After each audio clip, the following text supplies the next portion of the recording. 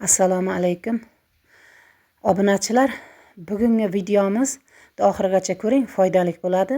Mana bunday qahramonlar mana bu tuproq joylarda ko'pincha zag o'tib ketadi. Qishda agar bo'g'oz bo'lsa, bularda tol bo'lishi mumkin, yotgandan keyin tura olmaydi. Tajribadan o'tgan bir qahramon oldik. Kamida 8 oylik bo'g'ozligida olganmiz, ozg'in yem berdik, qaradik, baribir tuqqandan keyin yotib qoldi. Buzoqchani ba'zi emizdiramiz, sog'ib, suskalarda emizdirdik.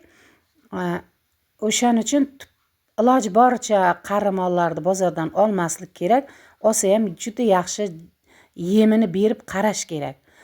Tol bo'lgan molni makka unidan atalaqib, tinimsiz yurgizib, doktorlar bilan birga maslahatlashib, ba'zir yuradigan qildik. Shunda ham oyog'ida qisir degan ovoz eshitilardi.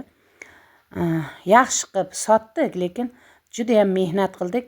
3-4 kishi turg'izib, yurgizib, ukal olgan bilan turg'izib yurgizmasa bo'lmaydi ekan. Makka unidan tinimsiz atalaqa berdik. Bu juda kuchli bo'lar ekan molga. Obuna bo'ling, like bosing.